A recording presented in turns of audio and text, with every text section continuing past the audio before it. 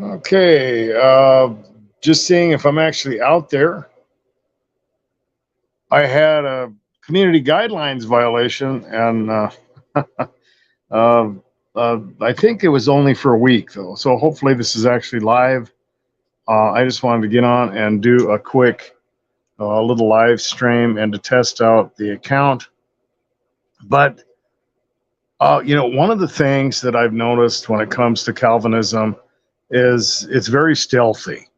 Okay. I think I've talked about this before, but you can listen to a Calvinist preach, and you would have no idea what they really believe about salvation or soteriology. You'll have no idea that they believe that God has ordained all things, whatsoever comes to pass, according to Article 3 of the Westminster London Baptist Confession, in the sense that God is responsible for everything. And uh, in the last year or two, it's been popular for people to get on the subject of, maybe child rape or, um, ordaining children to reprobation or whatever.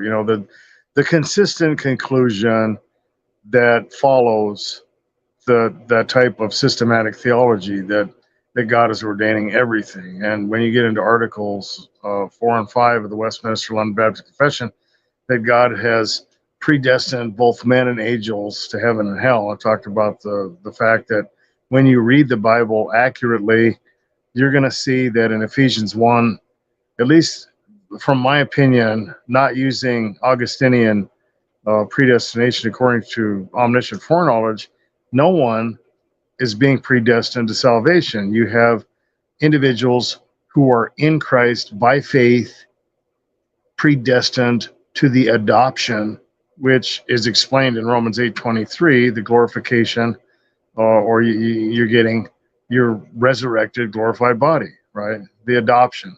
And Christ accomplished a lot of things in his life, crucifixion and resurrection. Calvinism will often they will conflate everything into the crucifixion. That if Christ died for everyone, that he failed, right? And people will do that in a lot of different areas too. They will conflate salvation with an event where you get into baptismal regeneration or other things like that. And that's an inaccurate view. Of course, your faith is going to be tested, and a lot of those things are a mystery. I think it's Romans 10. It says, "No one shall say who shall ascend and who shall descend." Right? Just to bring Christ up or bring him down, and you should work out your salvation with fear and trembling. I think that's more biblical than to conflate it with some type of event. And there's a lot of inconsistencies with that. But as far as the atonement, Calvinism will do that.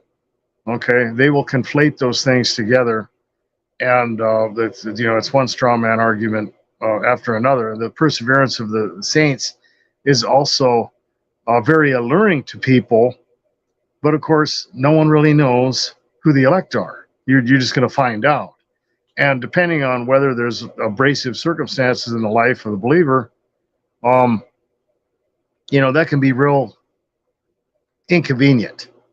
So I found that, when it comes to Christian deconstruction, for example, someone who has, real issues, who comes to a Calvinist pastor or who adopts the tulip doctrine or the sovereignty doctrine of Calvinism in its consistent form, you're going to have a lot of problems with that. Okay. And, it's one thing for someone to, be tripped up in the area where they are, misled about tithing or something like that, that God's going to make you rich, the prosperity gospel, and be disappointed, or they'll find out that, somebody's been stealing their money. But, when you deal with the Calvinist issue, somebody has an attack of the enemy, which in Calvinism, that's all God. That's, the devil, he's not doing that's God's plan, and of course, that's a whole different issue altogether, right? God is the one who's ordained all these things, whatever the problem is, whether someone is struggling with a particular type of sin, or dealing with a particular calamity or whatever. It's the Calvinism is not very popular in war-torn third world countries for that reason. I don't think it would be the same as it is up here in the West, where things are a little more convenient. But of course, like I said, the danger is that people are confronted with this stuff, and they are dealing with ministers that are very stealthy. So you may be under the teaching of a Calvinist pastor for a long time, and then finally, deal with something, and then you're confronted with this harsh reality. One of the ways that they, I don't know, legitimize their soteriological position, other than keeping it hidden, which you'd never see a Calvinist evangelize with their soteriological beliefs about sovereignty and God ordaining everything, and that maybe these people are just getting I don't know, a more strict judgment because that's really what Calvinism promotes. You have individuals who are led to believe that God is calling them and that they can be saved, but really He's bypassed them, and their judgment is just going to be more grievous. And how much more abrasive could you be? Of course, they don't tell people that until later, maybe after the individual's struggling with sin or some other issue has come up, and they're, well, I don't know, maybe you're just not one of the elect. What? And yeah. But one of the other ways that they lure people and gain credibility is through virtue signaling. Okay, so you'll see a lot of videos like that where you'll have the Calvinist pastor criticizing or some form of cognitive dissonant monergism, where God is ordaining things or mysteriously, choosing people, or regeneration before faith, which is the logical conclusion of anyone who holds to total depravity or total inability. Okay, that there's no getting out of that. If you believe that, then you believe that God is the one deciding it. You believe in double predestination. The foundations of Calvinism are total inability to total depravity. Okay, there's no way you can believe the gospel. You can believe anything else, but you can't believe that.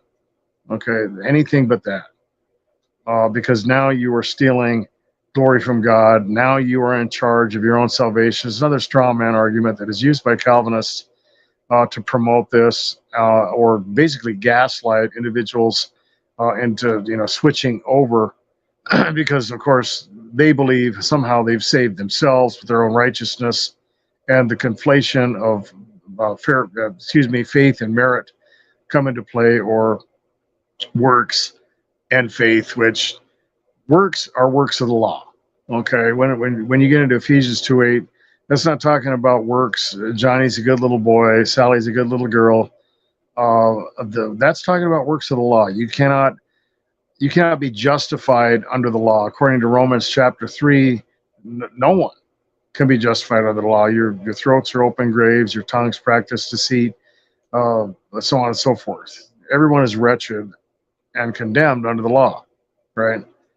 But as far as the faith works conflation, that's just another way to kind of gaslight people into that area where they need to accept God's sovereignty, so that will be the focal point of it. But of course, if you think that you've believed that you needed Christ, or you looked at the Ten Commandments, or heard a sermon, or whatever, well, now you're doing that. You're compromising God's workmanship or whatever. It's just a gaslighting technique. But the virtue signaling is also gaslighting, because if a Calvinist was consistent with what they believe God's the one that has chosen, whatever individual they are using to critique those actions and the false doctrines and so on and so forth. Of course, God has ordained everything according to the Westminster Confession, but they don't ever do that, right? So that emphasizes the sneakiness of what they promote. They would say they're out shouting it from the rooftops or whatever.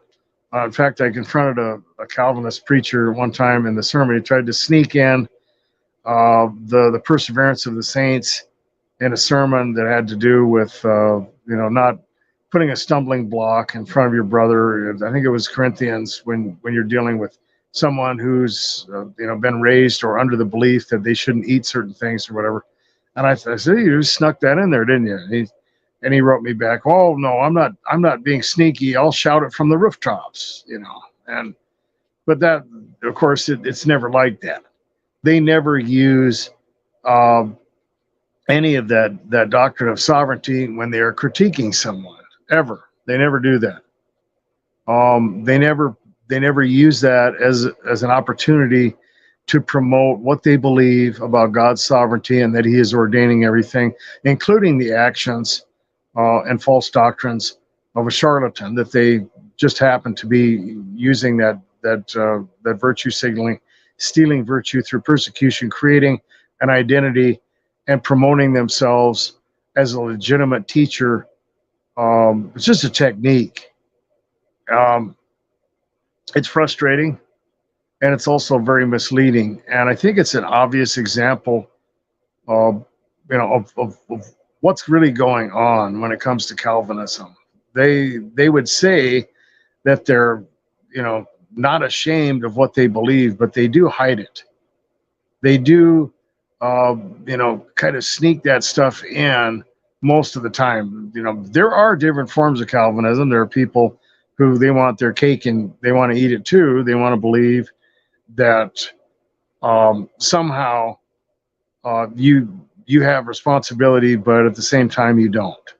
In other words, what better of an excuse for someone to just claim that God has not chosen them? I've heard people do that. Well, God, He's just passed me by, or I'm a vessel of wrath, or I'm like Lazarus in the grave. I'm dead, and I'm just waiting for God to regenerate me so I can actually be a Christian, which is what they believe.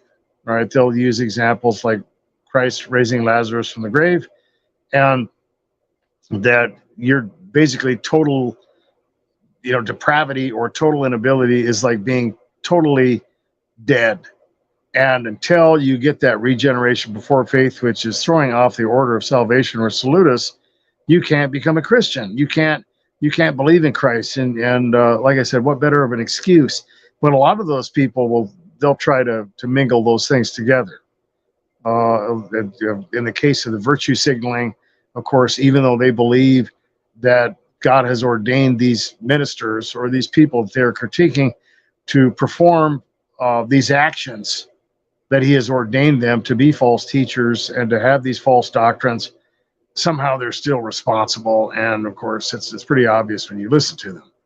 Like I said, I just wanted to come on and do a short live stream. I know there's not a whole lot of people on this channel, but I had to do that. I was watching some of the videos. I'm not going to mention any names. I don't do that. But it's frustrating. People will sell themselves.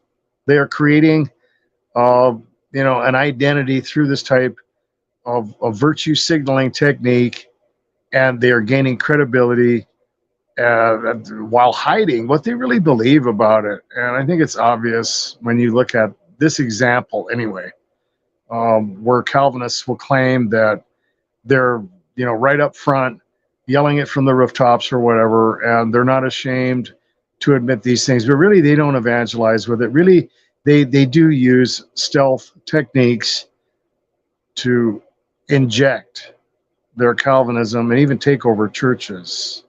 Well, if you're going to watch this later, please like, share, and subscribe. Thanks for watching. God bless.